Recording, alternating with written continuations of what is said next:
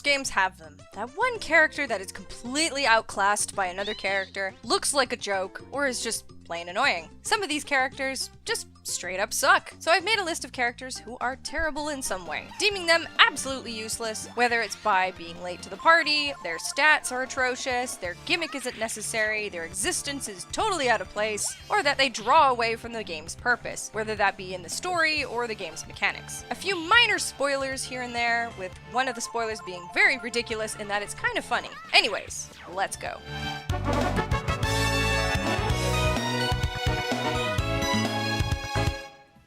Number 10, Shanna/Miranda, The Legend of Dragoon.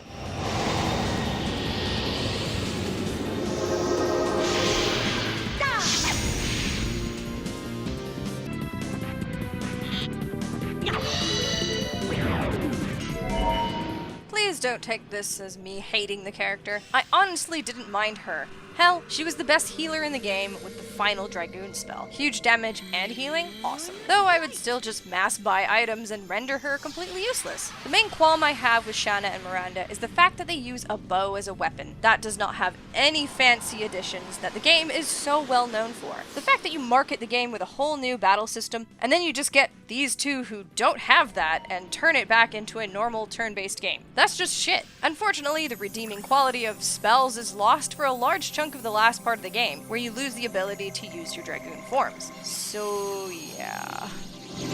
Star Children! Number 9. Most of the roster, Chrono Cross.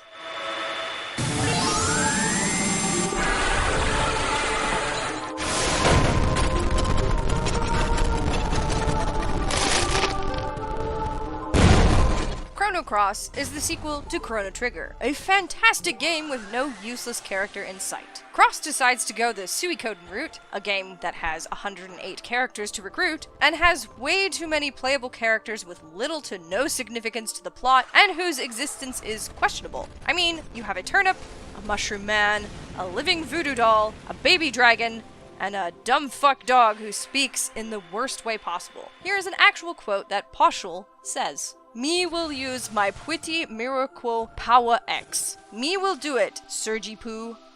Fucking kill me."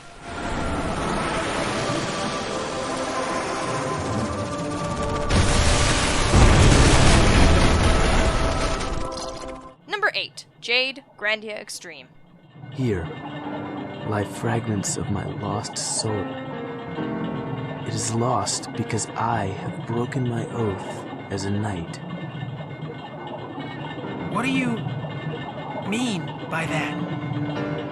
Jade is a noble knight of Arcadia, basically the elf people of this game. He acts like one. Snobbish, up his own ass, hates the Nordis, you know, the usual. His character is hard to like. If I'm honest, I don't mind them when they soften up a bit, but Jade just doesn't evolve much. Now onto the mechanical side of things. He's the only character in the game that's not part of a 4-character combo, which is a huge shame. Plus, being heavily magic focused is a downer, especially when Miam has the same magic egg slots and skill slots as him. But she's 1, part of a large combo, and 2, if she is completely useless for a turn, she has a skill that basically gives her turn to another character. Jade, on the other hand, has very magic-based skills, which many enemies later on have pretty much full immunities to.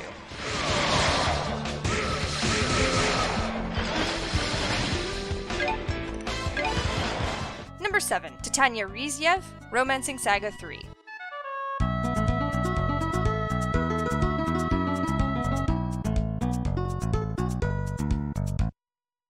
While having party members being forced into your party for plot purposes can suck, having a character force join your party and refuse to leave is a whole other level of annoyance. Meet Titania. Though whenever you meet her, she has some dumb shit name relating to sweets, like souffle, candy, crepe, eclair. If you accidentally run into her, which is easy to do as she stalks you in the streets of various towns, she will straight up add herself to your party. Great! Now, thankfully, there's a mechanic in Romancing Saga 3 where you can kick out a character from your party so long as you haven't promised to do something with them. If you try and boot Titania, she will just refuse to leave. Double great. The only way to get rid of her is if you enter the city of Ryblov, where she is originally from. While yes, there is a kind of tragic backstory to all of this, It just really sucks when you start out in the game and you're saddled with her. The main problem I have with her is that she has an item permanently equipped, taking up a valuable armor slot. I mean, I get it, it's her teddy bear, but still, it just makes an annoying character all that much worse.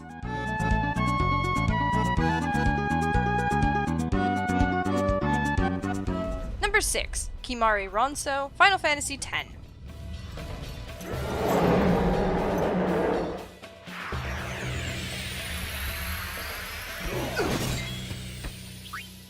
I like the character, somewhat, even though Kimahri hardly spoke. But he is voiced by John DiMaggio, so that's a huge plus. Anyways, Kimahri starts off as a fresh character to mold into whatever other character you have in your party, thanks to the leveling method in this game called the Sphere Grid. He starts in a neutral position where he can follow the same leveling pattern as another character in the game, which sounds cool at first, but what's the point of having two of the exact same characters? It feels like they gave up on trying to make a new path for Kimahri, and leaned heavily into his blue magic abilities, where he can copy enemy moves by using the skill Lancet. To me, he seems like a worse off copy of any other character in the game, and therefore not exactly useful to have around. His overdrive limit is also pretty lackluster, with many other characters having better overlimits that are either more powerful or have more variety.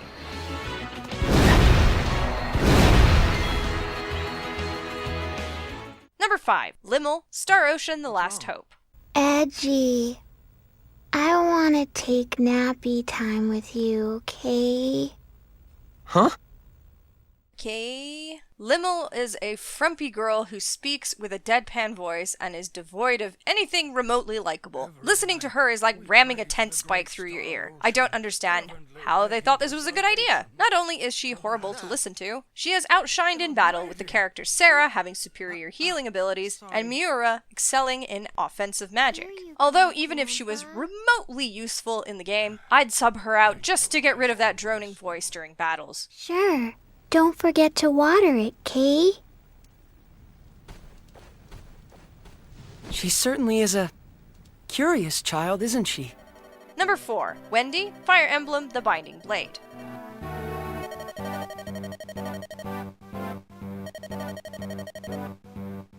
Also known as Gwendolyn, Wendy is a character from the 6th Fire Emblem game, The Binding Blade, and is infamously bad. So much so that using her in any capacity is basically a game challenge. Wendy is a newly recruited Ostian Armor Knight. Anyone who knows the classes in the series know that Armor Knights are notoriously slow, and she is no exception. Not only is her movement crippled with her constantly being left behind, her initial stat line is abysmal. Stat growth is terrible. Even the one stat Armor Knights are good in, she scores an incredible 8 in defense. It's not uncommon to see Wendy deal little to no damage once she finally catches up to an enemy, let alone survive a round with her bad defense. Another thing to point out is that she only uses lances, and this game seems to favor a lot of axe-wielding enemies, which is what lances are specifically bad against. If you do work on her, she can level up and be an alright character, but is it really worth the time and effort?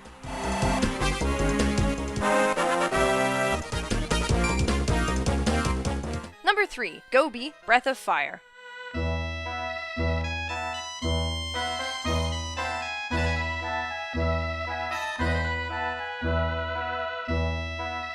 So you've just got a new party member. Cool! He seems pretty good, has a few nice spells that kick some ass. But wait, how come I can't use them anymore? If you remember this experience, chances are you've had the pleasure of playing Breath of Fire and getting the character Gobi. The fishman doesn't do much to win over your heart. He's a greedy trader who swindles others by selling fake happiness jars. Thankfully, he was punished, having his shop license revoked and his sphere taken from him, which would have allowed him to become a big fish creature. He joins the party in order to have both his license and sphere returned to him. So really, he's not even doing this out of the good of his heart. Anyways, back to the weird sentence at the beginning of this entry. Gobi has average stats with little to offer in combat, as his spells are only usable underwater and are completely useless outside of water. Another thing is there's a glitch in the SNES game where the game won't even notify the player when Gobi learns a new spell. It's like they predicted no one would give a shit about this character.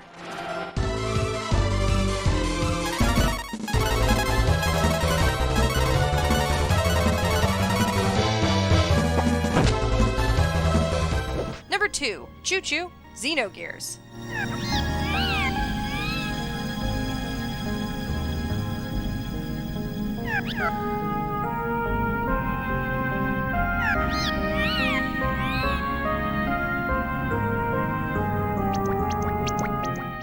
Seriously, what in the fuck? To be completely honest, I forgot about this little piece of shit that existed in Xenogears. That's how unbelievably stupid and useless she is. Chu-Chu is one of 2 characters who have no death blows, the cool combo abilities that most people have, but she does have some unique mechanics. She has her attack and ether-based stats increased by 100%, and she has the ability to deliver critical hits and heal the mecha in this game, known as gears. 2 things no one else can do in the game. Shit gets even stupider when you're in Shevat, as it's under attack, where this useless, furry, pink blob grows to the size of a fucking gear and saves the day. I mean, what the hell is even going on? Why does this character exist? Why does it become as massive as a giant mech? What is the point of this character? I don't understand. It just breaks the serious tone of the game so hard, I must have wiped it from my memory to preserve the plot of the game.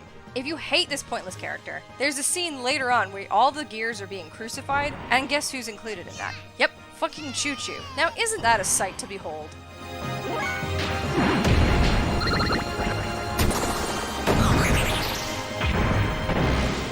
Number 1. Yogurt, Shining Force.